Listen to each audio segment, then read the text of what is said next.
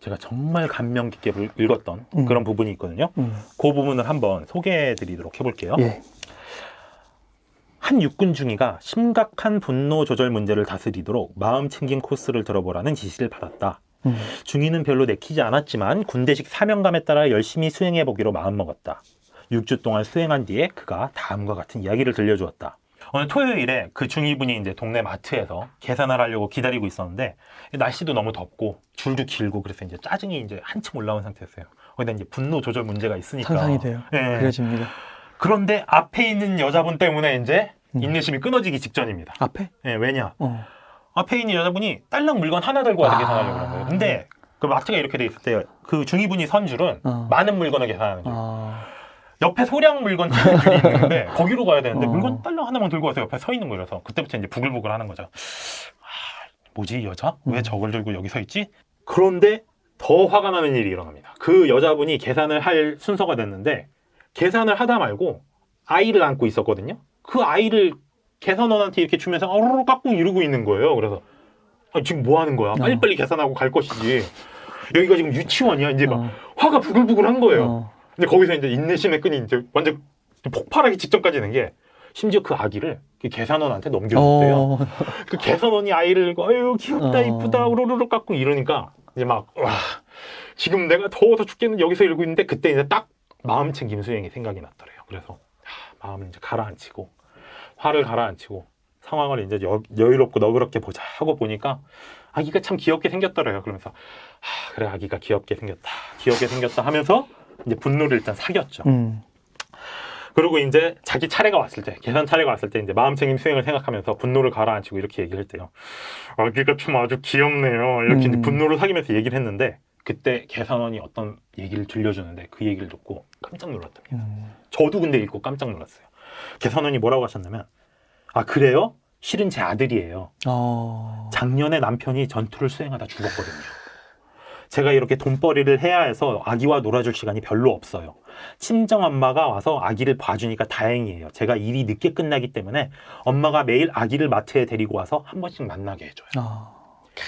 본인도 군인이잖아요. 특히 미군들은 그 해외 파병도 많고 전투 중 사망도 많거든요. 완전 영웅이죠. 그렇죠. 그럼 영웅 취급 받거든요. 그러니까 자기가 지금 솔직히 군인 동료뿐만 아니라 군인 동료 영웅의 아내분을 화를 낼 뻔했던 거예요. 그 상황을 모르니까. 그렇죠. 상황을 모르니까. 근데 그때 한 번 참고 마음챙김 수행을 생각하면서 한 번 참았던 덕분에 끔찍한 일을 모면할 수 있었던 거죠. 저도 진짜 이걸 보고서는 약간 그러니까 소름이 돋고 진짜 머리 뒤통수를 이렇게 딱 맞은 듯한 그런 느낌이 들었었거든요. 마음챙김 책에서는 그때의 상황을 두고 마음챙김이 아주 적나라하게 잘 드러난 상황이다 이렇게 얘기를 해요. 마음챙김이 도대체 뭐냐? 이게 영어로는 마인드풀니스라고 하고요. 마인드풀니스. 예, 우리나라 말로는 명확한 이해라고 할 수 있습니다. 그러니까 마음챙김은 우리가 상황을 명확하게 봐서 현명하게 선택하고 인생에 효과적으로 대응할 수 있도록 만들어주는 거예요. 그러니까 마음챙김이 없을 때는 상황에 반응을 합니다. 그러니까 아까 전에 그 마트 상황을 다시 예로 들자면 화가 나는 상황이 있잖아요. 거기서 이제 즉각적으로 튀어나온 반응은 뭘까요? 화를 내는 거죠. 그렇죠. 그리고 그게 당연하죠. 그렇죠. 그게 당연하다고 생각하고 합리적이고 정당하고. 왜 지금 여기 와서 그러고 있냐 이렇게 화를 내는 게 반응이면 대응은 무엇이냐? 상황을 명확하게 보고 거기에 맞춰서 행동하는 게 대응이에요. 그러니까 그 반응을 했다면은 명확한 상황, 즉 그 여자분이 전투 중에 남편을 잃은 군인의 아내라는 그 상황을 보지 못했을 거 아니에요. 그 상황까지 볼 수 있는 눈이 바로 마음챙김이라는 거죠. 이게 마인드풀니스가 되게 추상적인 용어로 약간 뭐 승려님이나 그 수도승 같은 분들 주로 쓰는 그렇죠. 뭔가 이렇게 돛닦고 이런 느낌인데 이렇게 이해를 하니까 굉장히 뭔가 과학적이네요. 과학적이고 우리 일상에 굉장히 가깝게 적용할 수 있는 이야기잖아요. 그래서 마음챙김 수행은 왜곡된 시선으로부터 우리를 해방하고 편견과 선입견을 제거하고 현실을 들여다보고 주변 세상에 대한 근본적 진실을 이해하게 해준다. 어떻게 보면은 말씀하신 대로 이렇게 돛닦는 분들이나 하는 이야기 같은데 실제 우리 삶에 아주 가깝게 적용할 수 있고 그게 우리한테 도움이 되는 그런 행동이 되는 거죠. 예. 자, 그러면 어떻게 하면 명확하게 보는 그런 능력을 갖출 수 있을까? 여기서 책에서 말하는 방법이 이겁니다. 습관의 고속도로에서 벗어나라. 습관의 고속도로. 네. 이게 뭐냐면은 여기서 이제 약간 과학적인 이야기가 나오는데요. 우리의 뇌신경 경로는 길에 비유할 수가 있대요. 그래서 수십 년 동안 길러온 신경 경로, 이거는 습관의 고속도로입니다. 우리가 늘상 해오던 반응, 오랫동안 해온 거. 예, 오랫동안 해온 거, 이건 습관의 고속도로예요. 그래서 고속도로라는 이름에서도 알다시피 빠릅니다. 그러니까 아까 전에 이제 다시 마트 상황으로 비유를 하자면 화가 나는 일이 벌어졌어요. 그때 화를 내는 거 즉각적으로 빨리 나올 수 있잖아요. 이게 습관의 고속도로인 거예요. 왜냐면 우리가 그동안 비슷한 상황이 왔을 때 화를 내는 행동으로 살아왔으니까. 이게 이제 습관의 고속도로이고, 요게 이제 어떻게 보면 즉각적인 반응이라면, 그러면 마음 챙김은 뭐냐? 마음 챙김은 습관의 고속도로에서 벗어나서 느린 시골길로 들어가는 거예요. 아, 시골길. 예. 왜 느린 시골길이냐면, 일단 우리가 명확하게 보는 삶을 살아오지 않았잖아요. 그러면 우리가 명확하게 보는 삶이라는 목적지는 있어요. 그 목적지까지 가는 길이 지금 있을까요? 없을까요? 없어요. 왜냐? 우리가 길이 두 갈래라고 생각하시면 돼요. 우리가 가고 싶은 목적지가 있고, 우리가 원래 가던 목적지가 있어요. 우리가 원래 가던 목적지는 아까 말씀드렸다시피 우리의 반응이에요. 화가 나면 화를 바로 분노를 표출하는 거. 근데 우리는 이제 명확하게 보고 그거를 분노를 즉각적으로 표출하지 않은 새로운 목적지로 가고 싶잖아요. 그럼 이 새로운 목적지로 가는 길을 새로 닦아야 되는 거예요. 아. 그래서 처음에 새로 길을 닦으면은 그 길이 어떻겠어요? 아스팔트도 안 깔려 있고 그냥 자갈도 많을 거고 그냥 흙길인 거예요. 그래서 시골길이라고 하는 거죠. 그래서 그 시골길로 처음 갈 때는 굉장히 느립니다. 시골길을 고속도로로 만들어야겠네요. 그렇죠. 근데 중요한 거는 그 시골길을 계속 가다 보면은 처음에는 이제 걸어다닐 수밖에 없는 좁은 시골길이에요. 근데 거기를 많이 걸어다니면 그 다음엔 자전거를 타고 갈 수 있을 정도가 되고, 그 다음엔 마차를 타고 갈 수 있을 정도가 되고, 그 다음에는 자동차도 갈 수 있는 그런 고속도로로 변하게 되는 거죠. 예. 그래서 습관의 고속도로로만 다니면 늘 가던 대로밖에 못 가요. 우리가 새롭게 가고 싶은 목적지가 있을 때는 시골길을 닦고 그 시골길을 계속 갈고 닦아서 새로운 고속도로로 만들어야 됩니다. 왜 아인슈타인이 했다는 그런 명언도 있잖아요. 매번 똑같은 짓을 하면서 새로운 결과를 기대하는 건 미친 짓이다. 그거랑 똑같은 거예요. 우리가 습관의 고속도로로만 살면 매번 똑같은 삶만 살게 되거든요. 그런데 그걸 벗어나서 새로운 시골길을 개척해야지 우리가 원하는 새로운 삶, 명확하게 보는 삶을 살 수 있다는 겁니다. 그러면 이제 문제는 그럼 시골길을 어떻게 닦을까요? 여기에 대해서 오늘은 책에는 그 새로운 시골길로 갈 수 있는 정말 많은 수행 방법이 나와요. 근데 저는 오늘 딱 3가지만 중요한 거 3가지만 한번 말씀을 드려볼게요. 예.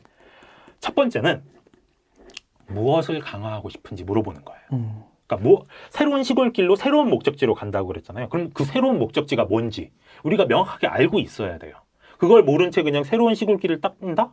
그러면은 우린 목적지도 없이 길을 닦는 그런 케이스가 돼버리거든요. 그래서 스스로에게 당신은 무엇을 강화하고 싶은가 물어보고 그거에 대해서 기록해보고 그 수행 방법에 대해서 책에서 아주 자세하게 나와요. 그 방법을 한번 따라서 무엇을 강화하고 싶은지 생각을 해보는 게 첫 번째고요. 두 번째는 일단 멈춤입니다. 아까 전에 이제 반응과 대응의 차이를 말씀을 드렸는데, 몸의 밴 패턴에 따라서 이제 반사적으로 반응을 하면 우리 자신이나 타이머도 좋지 않은 상황에 마주칠 수가 있어요. 하지만 일단 멈추면 상황을 명확하게 상황을 명확하게 보고 선택할 공간을 마련하라는 거죠. 심리적 공간. 그래서 책에서는 그 죽음의 수용소에서라는 책을 쓴 빅터 프랭클 교수님의 말씀을 인용을 해서 이렇게 표현을 하는데요. 자극과 대응 사이에는 공간이 존재한다. 그 공간에 우리의 대응을 선택할 힘이 있다. 그 대응에 우리의 성장과 자유가 달려있다. 그래서 일단 멈추고 우리가 대응할 수 있는 공간을 마련하라. 이게 두 번째 방법입니다. 그리고 세 번째는 목격자 상태로 바라보라는 거예요. 그러니까 아까 전에 이제 일단 멈추라고 그랬잖아요. 일단 멈추고 나서 당면한 상황에서 정신적으로 이렇게 한 걸음 물러섭니다. 그러면은 상황을 우리가 이렇게 가까이서 볼 때는 내 상황이기 때문에 좁게밖에 안 보여요. 그런데 한 걸음 멀어서면 좀 더 넓게 볼 수 있잖아요. 상황을 객관적으로 관찰할 수 있게 되죠. 감정의 경류라는 말 많이 쓰잖아요. 이렇게 우리가 물에 빠졌어요. 거센 강물에 이렇게 막 휩쓸려서 막 하고 있어요. 즉각적으로 대응하는 거는 그 거센 물길에 이제 빠져가지고 막 허우적대는 거예요. 그런데 한 걸음 떨어져서 객관적으로 바라보는 건 뭐냐? 그 거센 강물을 헬리콥터 위에서 보는 겁니다. 네. 우리가 물에 빠져가지고 막 거기에 이제 휩쓸리면서 하면은 제대로 상황을 파악할 수가 없잖아요. 그런데 거기서 한 걸음 떨어져서 멀리서 헬리콥터 위에서 공중에서 경류를 보면 사실 그 경류가 별거 아니거든요.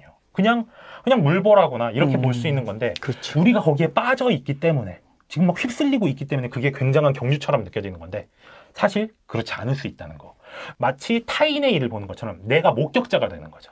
그래서 목격자 상태가 되면 상황을 객관적으로 볼 수 있고 어떤 뿜어져 나오는 그런 감정을 어느 정도 제어를 할 수가 있게 됩니다. 이제 정리를 하자면 마음 챙김이란 우리의 삶을 명확하게 보는 힘이고 그것이 우리의 인생을 바꾸는데 아주 큰 도움을 줍니다. 그 육군 중위의 예시처럼 정말 어떤 우리의 삶을 그 뒤통수를 한 대 때리는 것 같은 그런 소름 돋는 일을 벌어지게 할 정도로 우리 삶에 중요한데요. 그럼 마음 챙김을 어떻게 이룰 수 있냐? 습관의 고속도로에서 벗어나서 느린 시골길을 통해서 우리가 가고자 하는 마음 챙김의 목적지로 도달을 해야 합니다. 그럼 어떻게 느린 시골길을 개척할 수 있느냐? 첫 번째, 무엇을 강화할 것인지 스스로에게 물어보고요.